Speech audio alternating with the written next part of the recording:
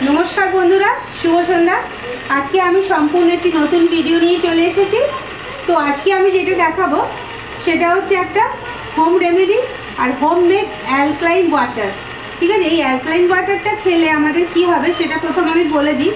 आमादेर जे ग्यासेर समस्या थाके, पेटे धरार कोनो किडनिर कारो समस्या आछे, खूब बेशी अम्बल हये जाय अल्पतेई, लांग्सेर कोनो समस्या थाकलो तो बा सिस्टेम पाइपे कोनो प्रॉब्लेम थाकलो तो এই জলটা খেলে কিন্তু 15 দিনের মধ্যে তোমরা রেজাল্ট পাবে। তো আজকে আমি দেখাতে চলেছি যে এই জলটা তোমরা এই অ্যালকালাইন ওয়াটারটা কিভাবে ঘরেই তৈরি করে ফেলতে পারবে। বাজারেও পাওয়া যায় কিন্তু সেটা অনেকটা কস্টলি হয়। এটাই যদি বাড়িতে বানাও তো তোমার পার লিটারে মোটামুটি 10 থেকে 15 টাকার মধ্যে এটা হয়ে যাবে। মার্কেট বুঝে আমাদের এখানে আমি যা কিনেছি সেখানে আমার দেখা যাচ্ছে 1 লিটারে 10 থেকে 12 টাকার মধ্যে আমি করে নিতে পারছি। আর এটা সেফও আছে, তুমি নিজের হাতে নিজের ফ্রেশ জিনিস দিয়ে বানাতে পারছো, তুমি দেখতে পাচ্ছ। তো চলো আজকে আমরা এটা বানিয়ে ফেলি, কীভাবে কী কী লাগছে, কীভাবে বানাচ্ছি আর খাওয়ার নিয়মটা আরেকবার আমি তোমাদের বলে দিচ্ছি। তো চলো বন্ধুরা শুরু করা যাক।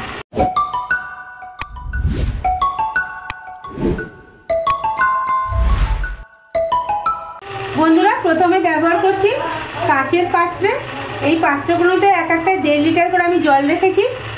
আর তার সাথে আমার লাগছে হচ্ছে আমলকি, সন্দক লবণ, কাঁচা লঙ্কা, ধনে পাতা, পুদিনা পাতা, কারি পাতা, রয়েছে পাতিলেবু স্লাইস করা, তুলসী পাতা, আদা স্লাইস করা, রয়েছে শসা আর গাজর। এগুলো আমি স্লাইস করে কেটে নিয়েছি। খুব সহজ, খুব চটজলদি হয়ে যায়। দেখে নাও, আমি একে একে সব মিক্স করবো। এটা কিন্তু দুটো বোতল নয়, 3 লিটার জলের জন্য এই ইনগ্রিডিয়েন্টসগুলো এই পরিমাণগুলো লাগছে। তো আমি এবারে কি করছি, প্রত্যেকটা জিনিস থেকে অর্ধেক অর্ধেক করে প্রতিটা বোতল আমি মিক্স করে দিচ্ছি। এই চলে গেল আমলকি। এবার দিচ্ছি হচ্ছে ধনে পাতাটা, দুটো জারে সেম অ্যাজ ইট ইজ আমি দিয়ে দিলাম। আর এই জলটায় কিন্তু মিনিমাম 12 ঘন্টা ভিজিয়ে রাখবে, তারপরে এটাকে খালি পেটে খেয়ে নেবে। বন্ধুরা আমাদের এবার মিক্স করবো হচ্ছে পুদিনা পাতা। পুদিনা পাতা অল্প অল্প 2 জায়গায় দিয়ে দিলাম।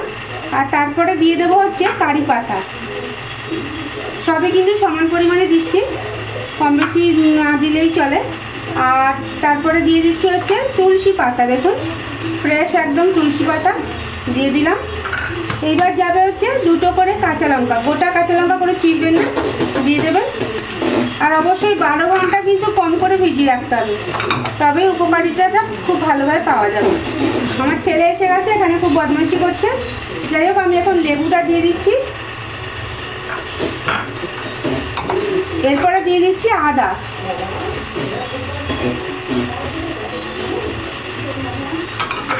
এবার দিয়ে দেবো গাজর।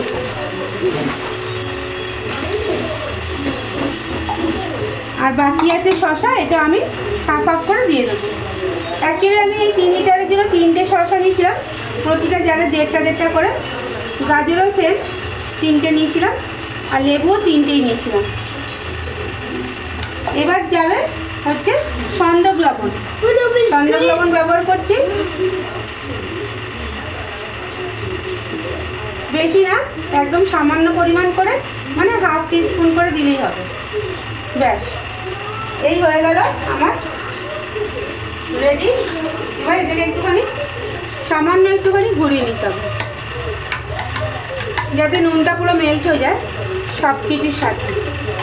দেখতেই পাচ্ছ, দেখতে খুব সুন্দর লাগছে আর অটোমেটিক মনে হচ্ছে নড়ছে। তো যাই হোক, এইটার উপকারিতা কিন্তু তখনই বুঝবে যখন টানা 15 দিন তোমরা খালি পেটে খেতে পারবে। টানা 15 দিন খাওয়ার পরে বুঝতে পারবে উপকারিতাটা কত।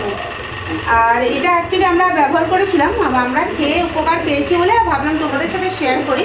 হয়তো অনেকে জানো, যারা জানো না তাদের জন্য আমি দেখালাম।